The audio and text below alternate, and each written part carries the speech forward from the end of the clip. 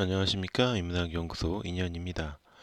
이번 시간에는 오랜만에 문화와 예술 이야기를 들려드리는 시간입니다. 이번 시간에는 생각 없이 사용하는 욕설들의 숨은 의미에 대한 내용을 다뤄보려고 합니다.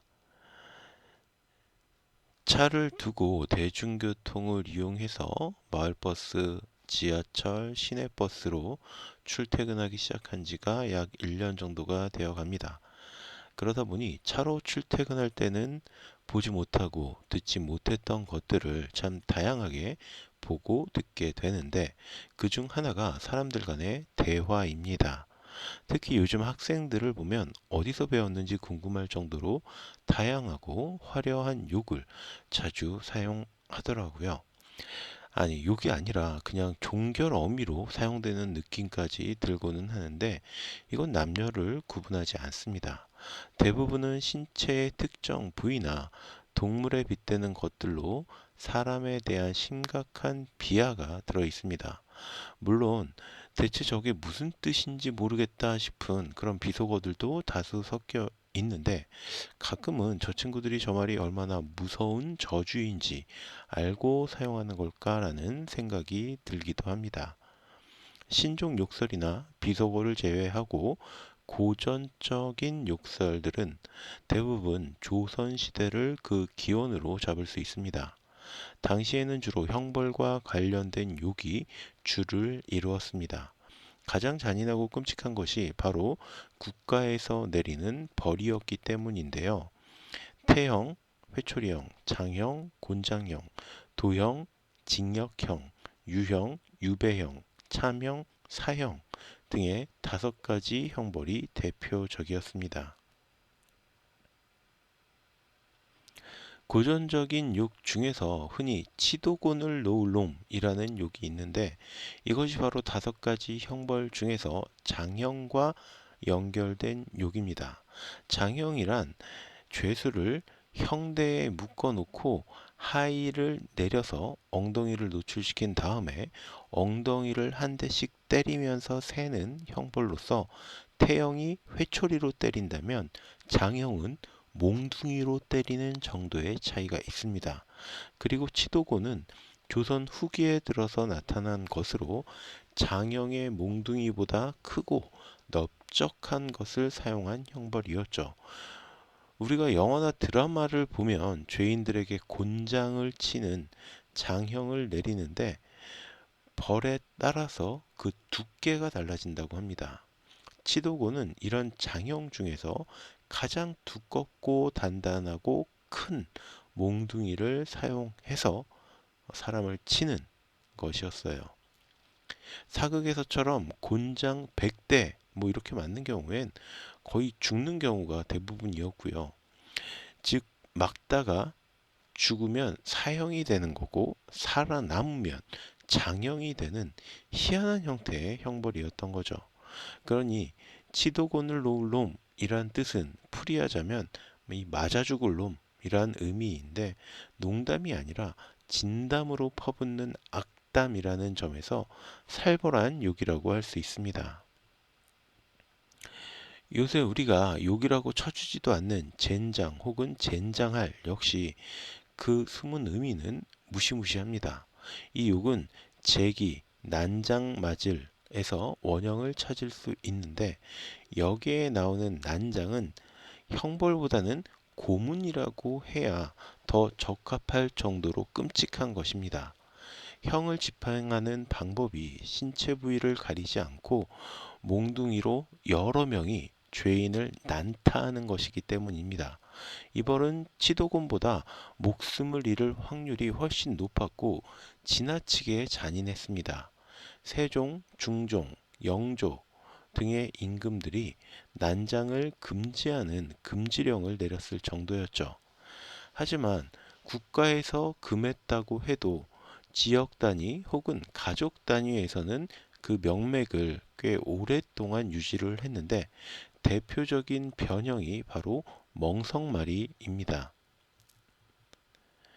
멍석마리는 일제강점기까지 이어져 내려왔고요. 덕분에 젠장, 역시 그 질긴 생명력을 오랫동안 유지하게 된 케이스입니다.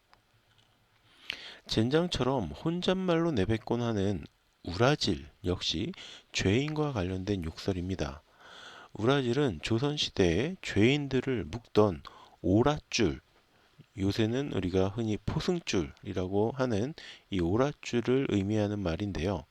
이런 우라질 놈은 결국 오랏줄에 묶일 큰 죄를 저지를 놈이라는 의미를 지니게 됩니다. 또 앞서 이야기한 5가지 형벌 이외에도 부가적인 형벌들이 있었는데 그 중에 하나가 바로 경을 치다에서 사용되는 경이라는 것입니다.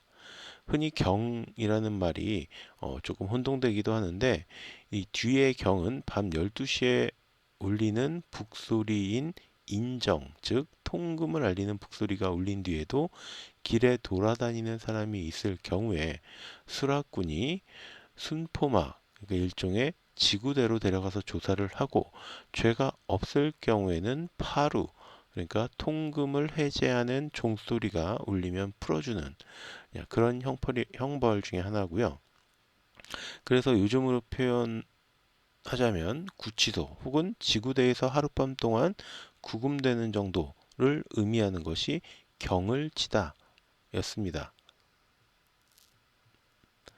그런데 이 앞에서 제가 설명했던 경은 중국의 묵형, 그러니까 먹글씨로 죄명을 신체에 새기는 문신형을 따라서 조선시대의 형벌에서 만들었던 것으로서 예를 들어서 도둑질을 했을 경우에 팔에 한문으로 도자를 새겨 넣는 형벌이었습니다. 그러나 팔은 옷으로 가리면 되기 때문에 얼굴에 글자를 새기는 경면형으로 변경이 되었고요. 새기는 방법도 문신 등이 아닌 인두로 글자를 지지는 방식으로 더욱 살벌하게 변화했습니다. 우리가 드라마 추노에서 보면 이렇게 노예들의 이마에다가 예, 노, 노비라는 의미로 인두를 불에 달궈 가지고, 그러니까 글씨 모양의 인두를 불에 달궈서 이마에 이렇게 찍는 그런 모습도 볼 수 있는데 그러니까 굉장히 끔찍한 형벌 중에 하나라고 생각을 하시면 되겠습니다. 다음으로 오형 중에 가장 최고 등급인 사형과 관련된 욕들도 좀 알아보자면 사형에도 등급이라는 것이 있었습니다. 가장 깔끔하고 안정된 죽음을 맞이할 수 있는 사형이 우리가 흔히 매체에서 접할 수 있는 목에 밧줄을 감고 죽이는 교형이었습니다. 그리고 차명이라는 것은 망나니가 목을 내리치는 것, 칼로 목을 내리치는 것이었고 가장 끔찍한 것이 바로 능지처참입니다. 능지라는 단어 자체가 언덕을 천천히 오르다라는 뜻을 가지고 있는데요. 그러니까 고통을 최대한 천천히 지속적으로 주어서 죄인이 오랜 시간 괴롭게 하는 것을 의미합니다. 그리고 마지막에 참이란 글씨는 목을 베는 형벌, 참형, 이것을 의미하죠. 그러니까 능지처참할 놈은 욕이 아니라 저주에 가까운 말이라고 볼 수 있습니다. 어쨌든 이 능지처참은 다시 여러 가지 방법으로 나뉘어지는데 먼저 오살이라는 것이 있습니다. 오살은 팔과 다리 등의 사지를 차례로 베어낸 뒤에 마지막에 심장을 찔러서 죽이는 형벌이었죠. 많은 사람들이 지켜보는 가운데에 행해지는 형벌이었고요. 형벌을 집행하는 간격이 길고 자신의 신체가 없어지는 것을 하나하나 지켜봐야 되기 때문에 상상만으로도 굉장히 끔찍한 형벌이었습니다. 여기서 오살할 놈이라는 욕이 파생되기도 했습니다.